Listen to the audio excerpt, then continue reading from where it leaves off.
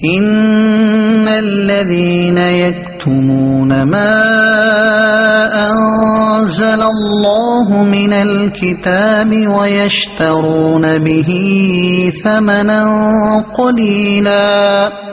أولئك ما يأكلون في بطونهم إلا النار ولا يكلمهم الله يوم القيامة ولا يزكيهم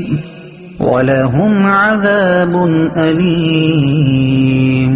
ترجمہ: بے شک وہ لوگ جو اللہ کی نازل کی ہوئی کتاب کو چھپاتے ہیں اور اس کے بدلے ذلیل قیمت لیتے ہیں، وہ اپنے پیٹ میں آگ ہی بھرتے ہیں، اور اللہ قیامت کے دن ان سے نہ کلام فرمائے گا اور نہ انہیں پاک کرے گا،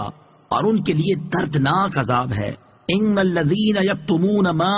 انزل اللہ من الکتاب، بے شک وہ لوگ جو اللہ کی نازل کی ہوئی کتاب کو چھپاتے ہیں۔ تفسیر صراط الجنان میں ہے،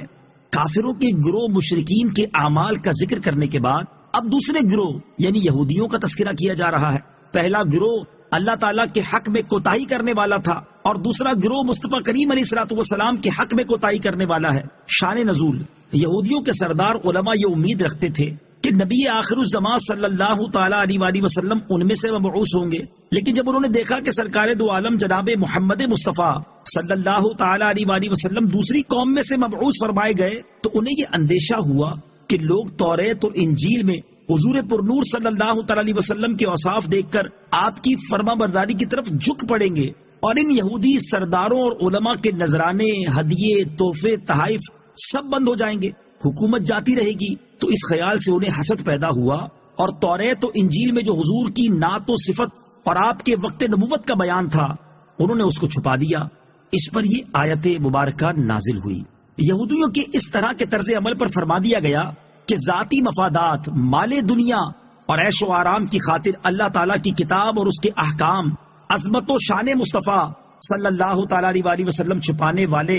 مال و دولت سے اپنے خزانے نہیں بھر رہے، بلکہ حقیقت میں اپنے پیٹ میں جہنم کی آگ بھر رہے ہیں کہ یہ حرکات انہیں جہنم میں لے جانے کا سبب ہوں گی۔ قیامت کے دن یہ لوگ اللہ تعالیٰ سے ہم کلامی کے شرف سے محروم ہوں گے، رحمت الہی ان سے دور ہوگی، کفر و معصیت کی گندگی میں ڈوبے ہوئے ہوں گے، اور انہیں کسی بھی طرح گناہوں سے پاک نہیں کیا جائے گا بلکہ جہنم میں پھینکا جائے گا۔ یاد رہے کہ چھپانا یہ بھی ہے کہ کتاب کے مضمون پر کسی کو مطلع نہ ہونے دیا جائے، نہ وہ کسی کو پڑھ کر سنایا جائے اور نہ دکھایا جائے، اور یہ بھی چھپانا ہے کہ غلط تعویلیں کر کے معنی بدلنے کی کوشش کی جائے اور کتاب کی اصل معنی پر پردہ ڈالا جائے۔ یہودی ہر طرح کی تعویلیں کرتے تھے، اور ابھی تک بہت سے لوگوں میں اس طرح کا طرز عمل جاری ہے۔ قرآن پڑھ کر توحید الہی کی غلط تشریح کرنا، عظمت مصطفیٰ صلی اللہ تعالیٰ علیہ وسلم کی آیات کو چھپانا، ان کے معانی بدلنا، پردے اور سود وغیرہ کے متعلق آیات کے معانی میں تحریف کرنا، سب اسی فعل حرام میں داخل ہیں۔ أولئك الذين اشتروا الضلالة بالهدى والعذاب بالمغفرة فما أصبرهم على النار۔ ترجمہ: یہی وہ لوگ ہیں جنہوں نے ہدایت کے بدلے گمراہی اور بخشش کے بدلے عذاب خرید لیا، تو یہ کتنا آگ کو برداشت کرنے والے ہیں۔ الذين اشتروا الضلالة بالهدى، جنہوں نے ہدایت کے بدلے گمراہی خرید لی۔ تفسیر صراط الجنان میں ہے، یعنی جو ہدایت و مغفرت یہ لوگ اختیار کر سکتے تھے اس کو چھوڑنے کو یہاں فرمایا گیا کہ انہوں نے ہدایت و مغفرت کی جگہ ضلالت و عذاب خرید لیا۔ یہ نہیں کہ ان کے پاس ہدایت و مغفرت تھی اور پھر انہوں نے اسے بیچ دیا۔ امام فخر الدین رازی رحمۃ اللہ تعالی فرماتے ہیں، دنیا میں سب سے بہترین چیز ہدایت اور علم ہے، اور سب سے بری چیز گمراہی اور جہالت ہے۔ تو جب یہودی علماء نے دنیا میں ہدایت اور علم کو چھوڑ دیا اور گمراہی اور جہالت پر راضی ہو گئے تو اس بات میں کوئی شک نہ رہا کہ وہ دنیا میں اپنی جانوں کے ساتھ انتہائی خیانت کر رہے ہیں۔ نیز آخرت میں سب سے بہترین چیز مغفرت ہے اور سب سے زیادہ نقصان دہ چیز عذاب ہے۔ تو جب انہوں نے مغفرت کو چھوڑ دیا اور عذاب پر راضی ہو گئے تو بلا شبہ وہ آخرت میں انتہائی نقصان اٹھانے والے ہیں، اور جب ان کا حال یہ ہے تو لا محالہ دنیا اور آخرت میں سب سے بڑے خسارے میں یہ لوگ ہیں۔ اس آیت میں یہودی علماء کے بارے میں فرمایا گیا کہ انہوں نے مغفرت کے بدلے عذاب خرید لیا کیونکہ وہ حق بات کو جانتے تھے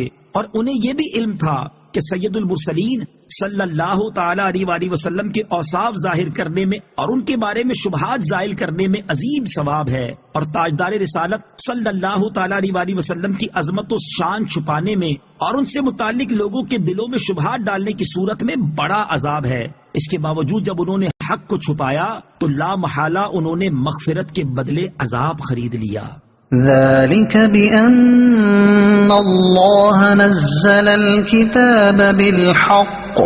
وإن الذين اختلفوا في الكتاب لفي شقاق بعيد۔